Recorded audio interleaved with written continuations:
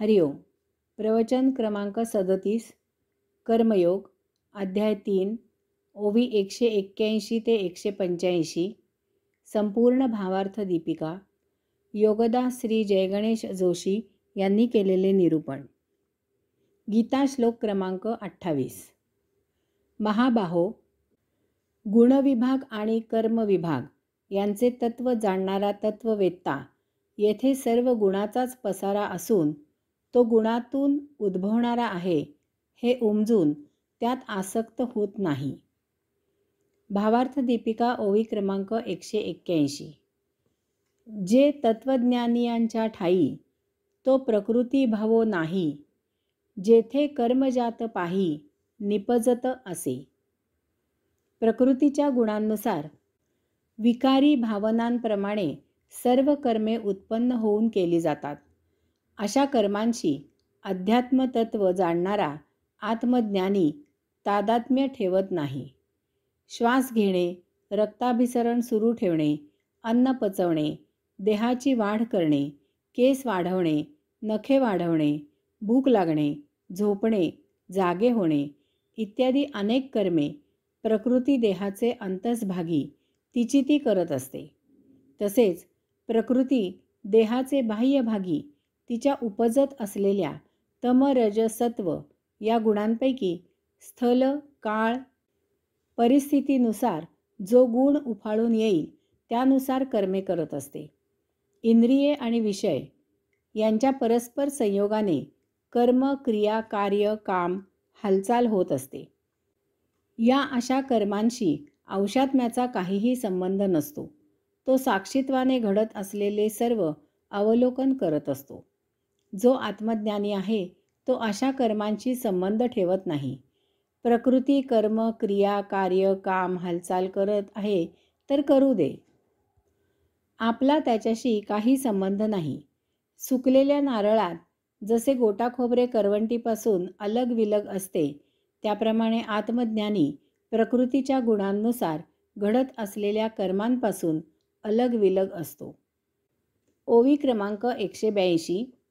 ते देहाभिमान सांडूनी गुणकर्मे ओलांडूनी साक्षीभूत होऊनी वर्तती देही. असा आत्मज्ञानी अहंकार, अभिमान, अभिनिवेश इत्यादी देहाचे विकार दूर सारून गुणांमुळे होणाऱ्या कर्म क्रिया कार्य काम हालचाल यापासून तटस्थ राहून आचरण करतो. असे सांगतात की एकदा कबीरजी रस्त्याने जात होते. त्यावेळी त्यांना अचानक कुत्रा चावला. कबीरजींना त्याचे भानही नव्हते. आजूबाजूच्या लोकांनी त्यांना सांगून सावध केले तर कबीरजी म्हणाले, कुत्ता जाने चमडी जाने, मुझे क्या. मी प्रकृतीपासून अलग विलग आहे असे म्हणणे फार सोपे आहे. चार चौघात असे म्हणायला काही कष्ट पडत नाहीत. उचलली जीभ लावली टाळ्याला. परंतु तसे प्रत्यक्ष आचरणात आणणे फार अवघड आहे. नव्हे, ते जवळजवळ अशक्यच आहे. ओवी क्रमांक 183.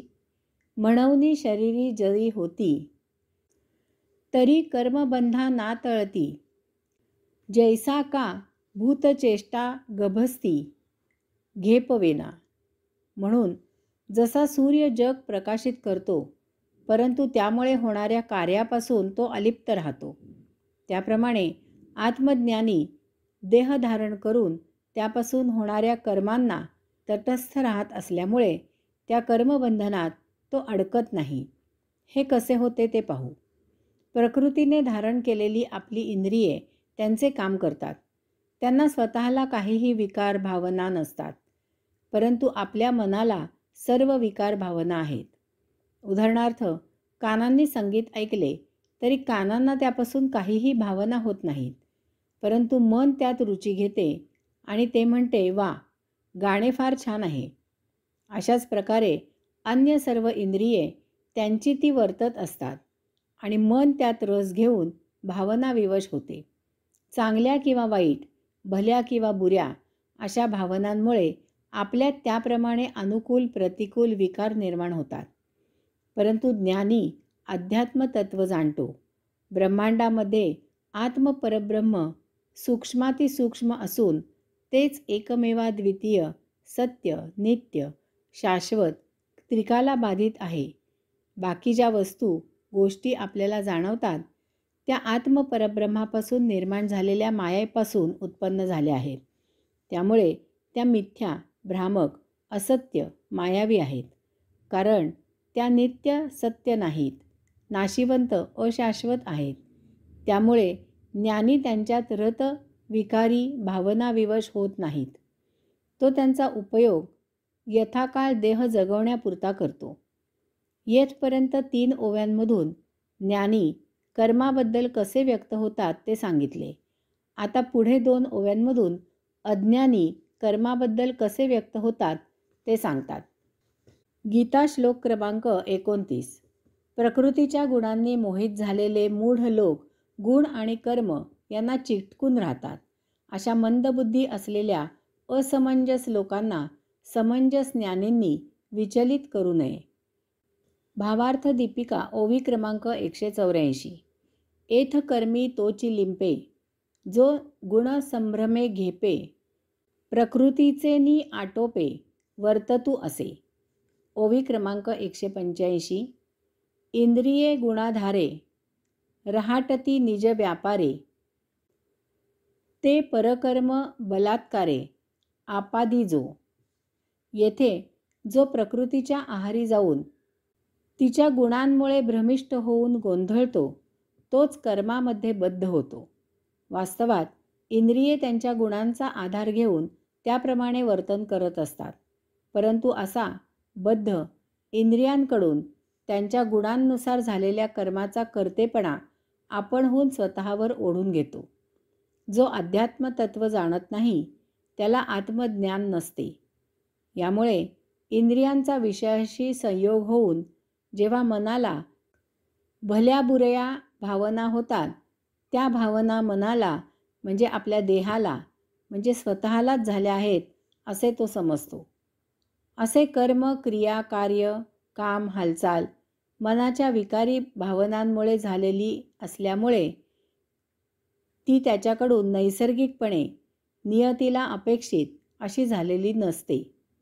ती त्यांच्या संचितापेक्षा निराळी झालेली असते.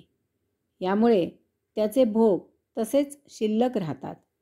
त्यात भर होते.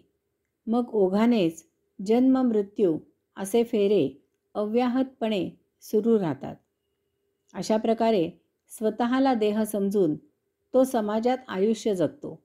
यामुळे ज्या काही भल्याबुऱ्या भावना झाल्या आहेत त्याप्रमाणे त्याच्यामधील काम, क्रोध, मोह, मद, मत्सर, माया, अहंकार असे सप्तरिपू कार्यरत होतात. यापासून त्याच्याकडून चांगले वाईट कर्म होते. असा एखादा दरोडेखोर धनलोभाने एखाद्याला ठार मारतो. अर्थातच मुळात दरोडा घालणे चूक आणि ठार मारणे त्याहून महाघोड चूक. यामुळे संचित तयार होते. याला आपण पाप असे म्हणतो. परंतु रणांगणावर शत्रूला ठार मारणे हे पाप नाही, तर देशामधील प्रजेच्या संरक्षणासाठी केलेले ते पुण्य असते. याचप्रमाणे फाशी देणाऱ्याला पाप लागत नाही, कारण तो त्याची चाकरी बजावत असतो. हरिओम.